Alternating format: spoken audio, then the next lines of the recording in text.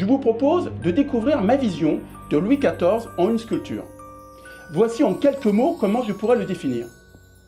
Incarnation de l'État, incroyable floraison des arts pendant toute sa vie, un roi bâtisseur. Le roi.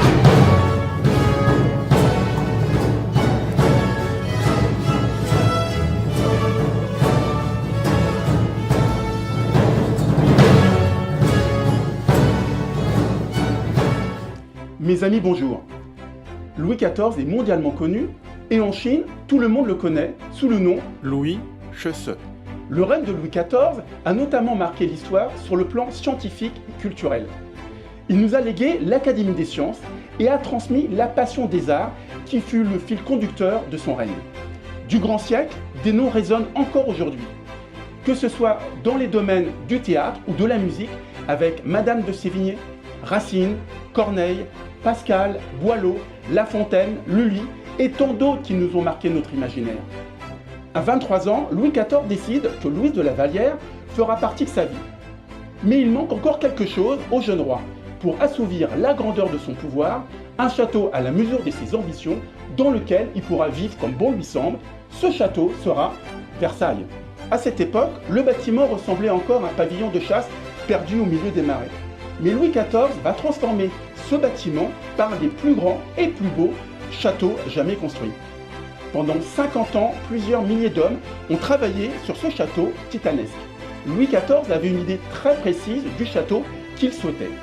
C'est une des clés qui m'ont permis d'imaginer comment représenter la sculpture de Louis XIV. Il surveille les travaux lui-même jusqu'au moindre détail. Louis XIV multiplie les visites de chantier et contrôle tout. Des grands plafonds jusqu'au jardin, plus de 2000 fenêtres, 700 pièces, 27 escaliers, 8000 hectares, 20 km de route, 200 000 arbres, un château digne du plus grand empereur de l'Antiquité. Il veut éblouir et il porte bien son nom, du roi Soleil. Et puis, la grandiose, la célèbre Galerie des Glaces, connue dans le monde entier. Elle sera achevée tardivement en 1684, une pièce gigantesque de 73 mètres de long, 10 mètres de largeur et 12 mètres de hauteur, qui comporte 307 miroirs, 17 fenêtres, 20 lustres, une salle splendide, une pièce de lumière, symbole de la grandeur de Louis XIV.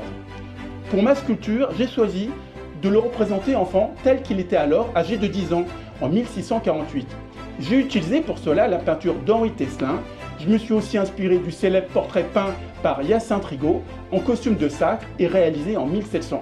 Initialement commandé pour être envoyé à son petit-fils Philippe d'Espagne, le tableau qu'il juge très ressemblant et magnifique reste finalement à Versailles, installé à son chevet au-dessus de la cheminée de la salle du trône. Représenté en tenue de sacre, coiffé d'une longue perruque et vêtu d'un manteau royal. Il porte le collier de l'ordre de Saint-Esprit et l'épée de Charlemagne. Cette sculpture est en bronze et d'1 mètre de hauteur. Vous pourrez la découvrir très prochainement. Merci.